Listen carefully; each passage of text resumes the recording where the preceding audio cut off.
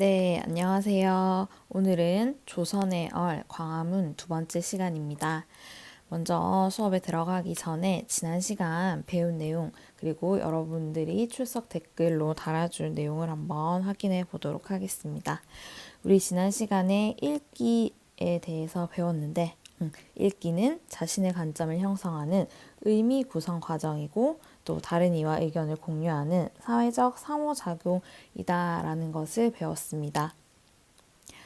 우리가 글을 단순하게 사실만 읽는 것이 아니라 단어나 문장의 의미, 나아가서 문단, 글 전체의 의미, 그리고 글이 어떤 방식으로 전개되는지, 그리고 글쓴이의 주장이 타당한지 신뢰할 수 있는지 등을 능동적으로 판단하면서 읽으면 우리가 자신만의 관점을 형성하여서 다른 사람들과 소통할 수 있게 된다.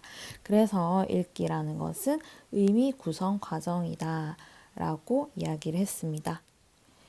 네, 그리고 이 독자들은 자신이 처한 구체적인 상황이나 사회문화적, 역사적인 배경 속에서 자신만의 의미를, 관점을 형성하는 거죠. 그리고 이 관점을 다른 사람과 공유를 하면서 나아가 여론이라는 대중적인 의견을 형성하게 됩니다. 이렇게 자신이 속한 사회의 맥락을 이해하고 다른 사람들과 상호작용하면서 읽기를 할 수 있다. 그래서 읽기는 사회적 대화다라고 이야기할 수 있다라고 지난 시간에 정리를 했습니다. 네, 그럼 이제 본문 설명에 들어가기 앞서 지난 시간에 과제가 글을 읽고 문단별 중심 내용을 정리해 보는 것이었는데 모두들 다 잘 해왔나요? 자, 글을 읽어본 친구들은 이 글의 내용이 광화문이 겪어온 시련, 순환의 역사와 그리고 어떤 과정을 거쳐서 복원되었는지를 다루고 있는 설명하는 글, 설명문이다라는 것을 알 수 있었을 겁니다. 우리 설명문의 전개 방식을 한번 살펴본다면 보통 3단 구성으로 이루어져 있죠. 처음, 중간, 끝. 이렇게 3단으로 나누어서 설명하고자 하는 내용이 제시되어 있다라는 거 알 수 있습니다. 그러면 글 전체가 어떻게 구성되어 있는지 함께 보겠습니다. 먼저 이 글은 이러한 소단원들이 나와 있는데 이 소단원들을 가지고 처음, 중간, 끝을 나눠 볼 수 있습니다. 우선 처음에는 일제강점기 광화문의 아픔을 겪다. 이 부분에서는 광화문이라는 이름의 유래가 어떻게 됐는지 그리고 순환의 역사를 겪어왔다라는 이야기를 하면서 시작하고 있습니다. 그리고 가운데 부분에서는 일제가 조선 총독부 청사를 짓는 과정에서 광화문을 철거하려 했던 계획을 밝히고 있고 또 이런 철거 계획에 대한 여러 언론들의 대응 그리고 반대 여론이 어떤 식으로 형성되어 가는지 그리고 마지막으로 설의식의 고별사를 통해서 우리 민족이 느낀 울분과 한을 설명해 주고 있습니다. 그리고 마지막 끝부분에서는 광복 이후에 광화문이 어떻게 복원되었는지 그리고 광화문이 지닌 역사적 가치와 의의를 설명하면서 글을 마무리하고 있습니다. 네, 이렇게 조선의 얼 광화문이라는 글을 처음, 가운데, 끝으로 나누어서 전체적으로 어떤 내용을 설명하고 있는지 우리가 한번 살펴보았습니다.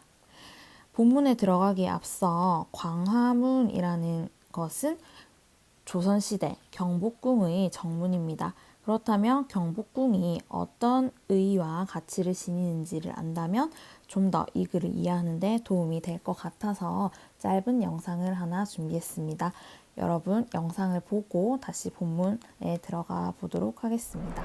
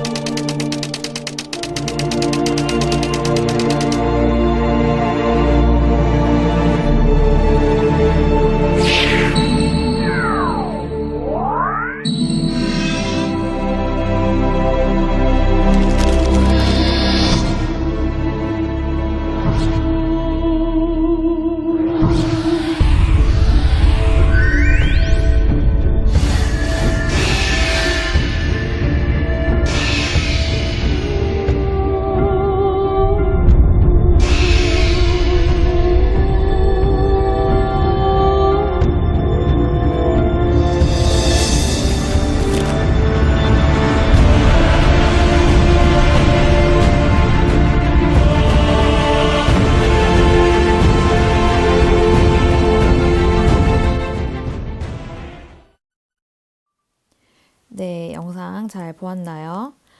경복궁은 조선 최초의 법궁이자 제1의 법궁으로 국가의 상징적인 의미를 담고 있는 공간이었습니다.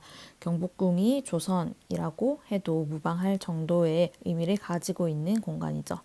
이러한 경복궁을 일제는 훼손함으로써 조선 왕조의 권위와 전통을 부정하고 또 이 조선을 강제로 지배하고 있는 자신들의 우월성과 국권 침탈의 정당성을 선전하려고 하였습니다.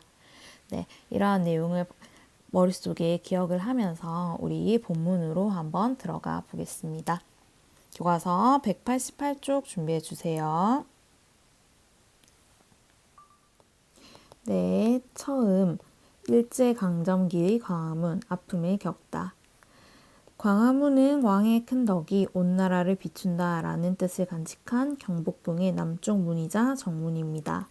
이 글의 중심 제재인 광화문의 의미, 왕의 큰 덕이 온 나라를 비춘다. 그리고 경복궁의 남쪽 문이다 라는 광화문의 소개를 하고 있는 문장입니다. 1395년 조선 태조 때 만들어졌으며 석축을 높게 쌓고 중앙에 홍예문을 터서 문루를 얹은 걸문의 형식을 갖추고 있습니다.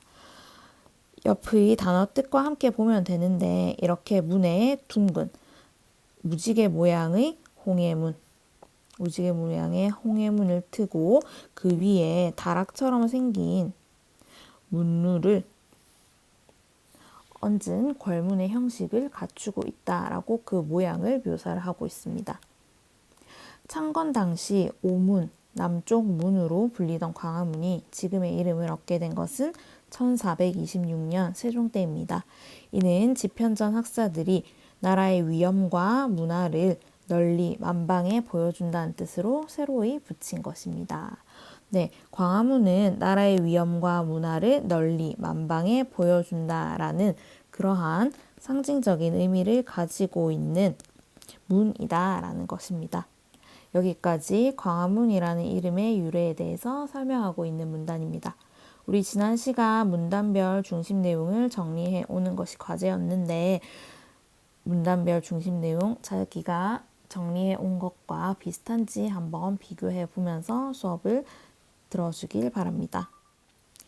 원래 경복궁은 광화문, 근정전, 사정전, 강령전, 교태전이 남북으로 일직선상에 놓여 관악산을 바라보고 있었습니다.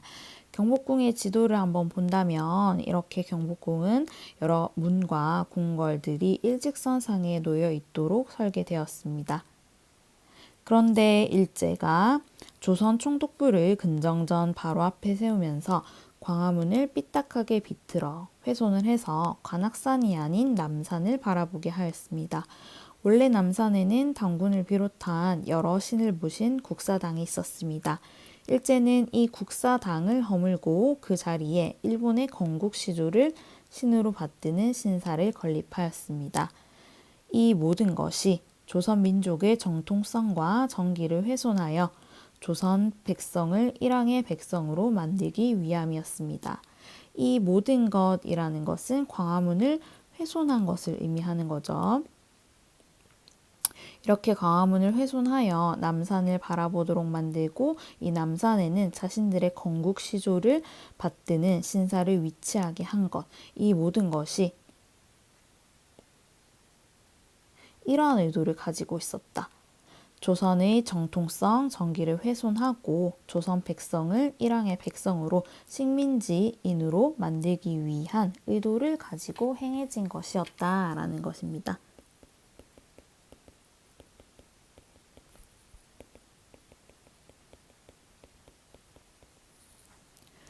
이처럼 광화문은 이름과 달리 이름은 왕의 큰 덕이 온 나라를 비춘다 라는 상징적인 긍정적인 이름이었는데 이름과 달리 순환의 역사를 겪었습니다. 구한말부터 오늘에 이르기까지 우리 민족이 온몸으로 받아내야 했던 근현대사의 비극을 압축해 담고 있는 셈입니다.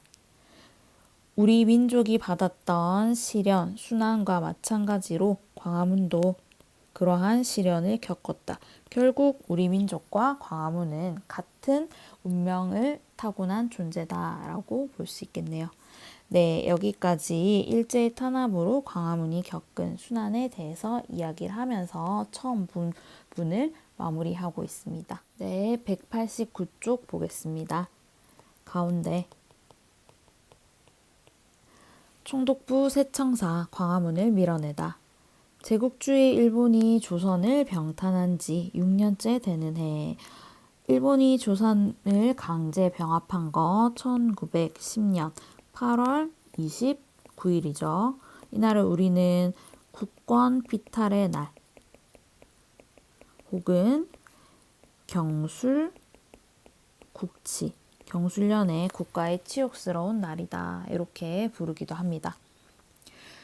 병탄한 지 6년째 되는 해 조선 총독부는 새 청사를 짓겠다고 나섰습니다. 조선을 영원히 식민 통치하겠다는 그들의 야욕, 자신들의 더러운 욕심은 날이 갈수록 더해갔습니다. 일제가 새 청사의 터로 선택한 곳은 500년 조선 왕조를 호령했던 경복궁 앞들이었습니다. 네, 조선 총독부가 새 청사를 짓기로 했다라는 문단의 내용이었는데 도대체 일제는 이 조선 총독부를 왜 경복궁 앞들에 짓기로 했을까? 그 이유를 한번 생각해 봅시다. 앞에서 본 경복궁의 눈물이란 영상에서 잘 알 수 있었듯이 경복궁은 조선 왕조의 제1의 법궁, 결국 조선을 상징하는 궁궐입니다. 이런 공간을 없애고 여기에 조선을 지배하는 총독부 청사를 세운다라는 것은 바로 조선 왕조의 위엄을 무너뜨리고 일본이 조선을 지배하고 있다라는 것을 과시 혹은 정당화시키기 위한 수단으로 경복궁 앞들을 선택한 것이라 볼 수 있겠습니다. 네, 정리를 한다면 경복궁은 조선을 상징하는 공간이다. 그래서 조선 왕조의 위엄을 무너뜨리고 일제의 지배를 과시하기 위한 목적으로 경복궁 앞들을 선택했을 것이다 라고 볼 수 있습니다. 다음은 1910년 5월 15일자 대한매일신보에 실린 경복궁이 없어지네 라는 제목의 기사입니다. 이 기사를 통해 조선 총독부 청사를 짓기 이전부터 경복궁이 훼손되기 시작하였음을 알 수 있습니다. 아까 영상에서 보았듯이 이렇게 경복궁 내의 궁궐들을 일반인에게 경매하였다라는 내용의 신문 기사입니다. 4천여 칸을 경매했다. 그래서 경복궁이 이미 훼손되고 있었다라는 것을 우리는 알 수 있습니다. 네, 다음 장 190쪽 보겠습니다. 일제의 총독부 새 청사가 모습을 갖춰 갈수록 경복궁은 점점 더 초라한 몰골로 변해갔습니다. 그런데 공사를 진행하다 보니 그들에게는 광화문이 눈에 가시였습니다. 경복궁의 다른 정각이야 조선 총독부가 앞을 가로막고 서 있으니 문제될 것이 없는데 광화문은 조선 총독부 앞을 떡하니 가로막고 있는 형상이었기 때문입니다. 이들이 이를 가만히 놔둘 리 없었습니다. 네, 일제가 광화문을 가만히 놔둘 리 없다고 한 이유는 무엇이었을까요? 조선 총독부가 어떤 곳인지를 한번 생각해 보면 되겠죠.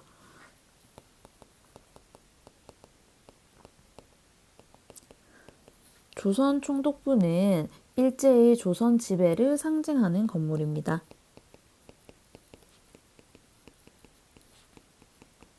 이러한 조선 총독부가 만인에게 가리는 것 없이 다 잘 보여야지만 자신들의 이런 지배를 정당화시키고 과시할 수 있는데 그 앞을 광화문이 가로막고 있다. 그래서 이것을 가만히 놔둘 리 없었다라는 것이죠. 그래서 일제는 이러한 광화문을 없애려고 할 것이다 라는 걸 우리가 예측해 볼 수 있겠습니다. 사라지려는 한 조선 건축물을 위하여 사라지려는 한 조선 건축물 우리 조선 총독부를 가로막고 있었던 광화문이라는 것을 예측할 수 있겠네요. 1921년 5월 동아일보는 광화문 사진을 커다랗게 싣고 일제의 광화문 철거 계획을 처음으로 폭로하였습니다. 총독부 새 청사가 완공될 무렵에 조선 총독부가 광화문을 헐어버릴 계획이라는 내용이었습니다. 대한매일신보도 1922년 10월 5일 광화문 보존 문제에 관한 기사를 실어 이 문제를 다루었습니다.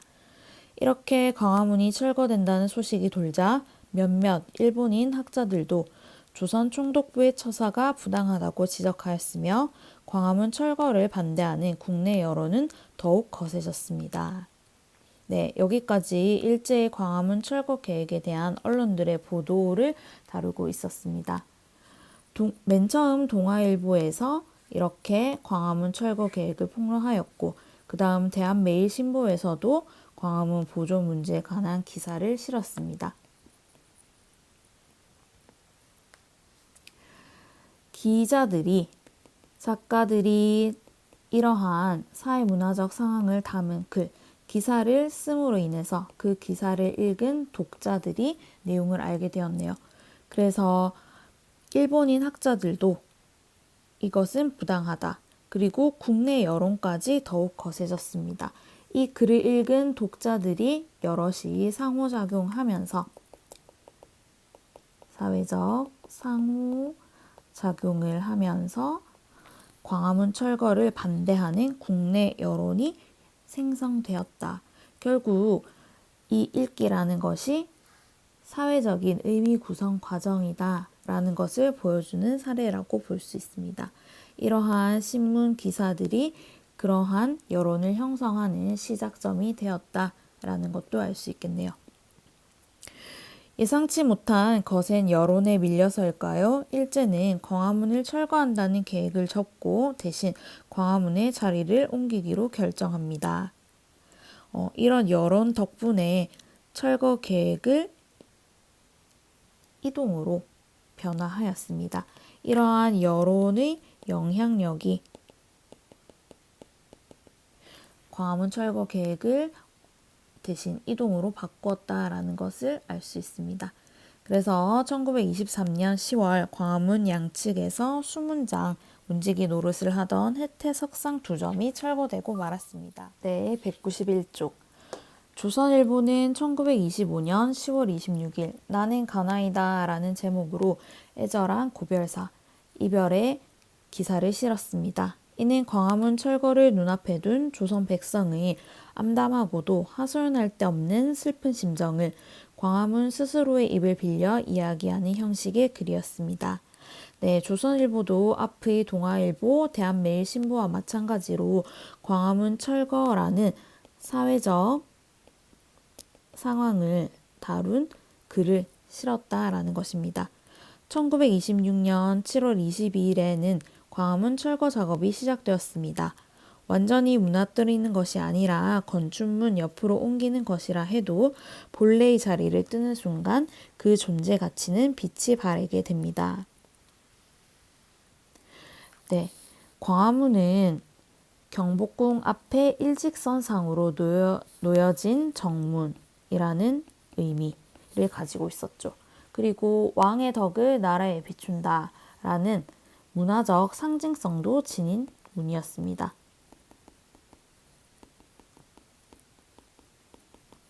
이런 것들이 일직선상 위에 있을 때만 가능한 것이었는데 본래의 자리를 벗어난다. 그렇다면 이러한 의의와 가치를 모두 다 상실하게 되었다라는 이야기를 하고 있습니다. 철거 작업이 시작된 뒤인 1926년 8월 29일 동아일보는 광화문 해체 수일 전의 착수라는 제목의 기사를 실었습니다. 이렇게 여러 신문들이 그 당시 광화문이 철거되고 이동되었던 상황을 다룬 기사를 통해서 사회적 상호작용을 하고 있는 모습을 우리는 알 수 있습니다. 네, 오늘의 수업은 여기까지 하겠습니다. 그 다음 부분부터는 다음 시간에 이어서 하도록 하고 오늘의 출석 댓글 과제는 다음과 같습니다. 일제가 광화문의 위치를 옮기면서 얻고자 한 효과 2가지가 무엇인지 댓글로 남겨주면 됩니다. 네, 오늘도 수업 듣느라 수고하셨습니다. 감사합니다.